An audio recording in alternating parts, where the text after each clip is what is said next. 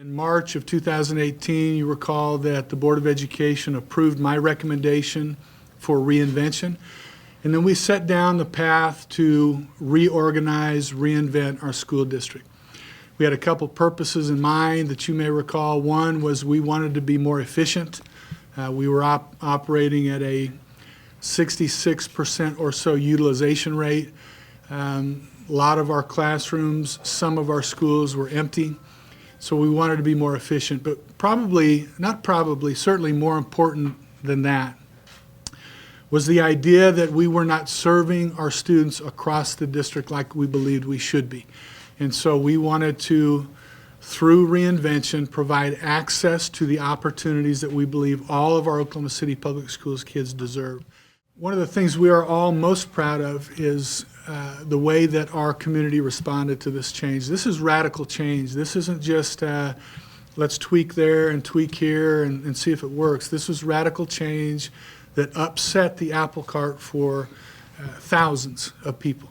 And so we know that there was and still is heartburn and anxiety, and people are upset. But we believe that the end result, in fact, we're starting to see some results now, is worth it because this is a kid focus.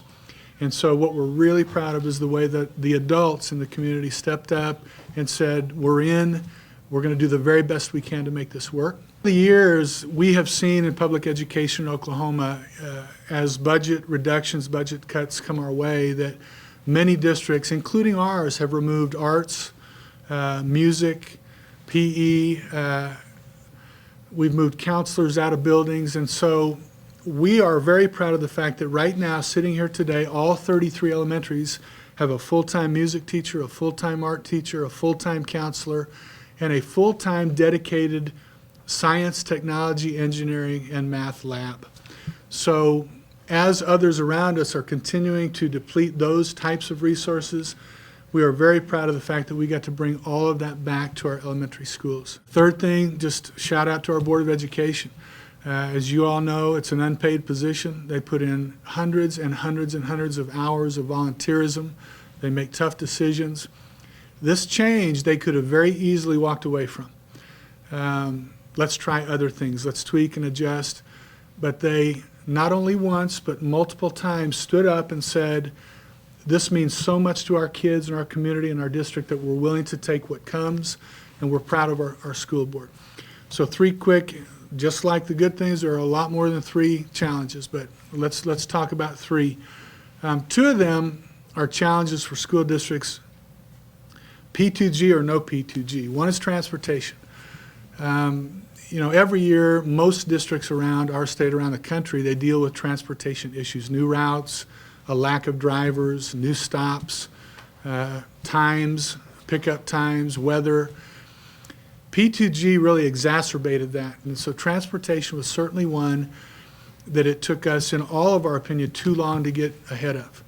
And so we're going to continue to plan as we look at next year and reduce that time of angst and anxiety.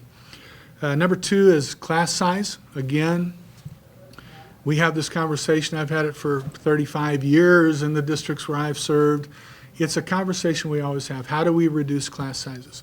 But again, two things. One, we think that in some cases, we know that in some cases, while we're saying a goal of ours is to reduce elementary class size, and on average we did, we know that there are people above that average who last year their class sizes were lower than their class sizes are this year. So a question is, what did P2G do for me?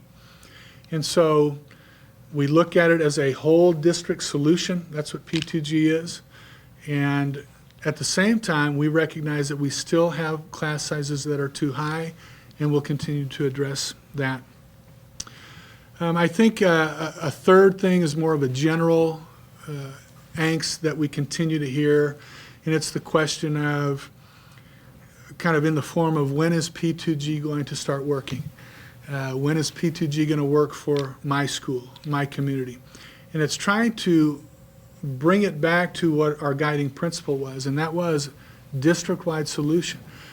We have kids right now, and this is back to the celebration side, we have kids right now who are fourth graders who in their entire lives can say this: I've never been to a school until this year that had a full-time art class. I've never been to a school until this year that had a full-time counselor. I've never been to a school until this year that said STEM is so important that they're going to dedicate a full space, and I can go and learn more about that activity. So we think that what we're seeing and what we know we're going to see down the road is well worth the anxiety that we're seeing and feeling right now. So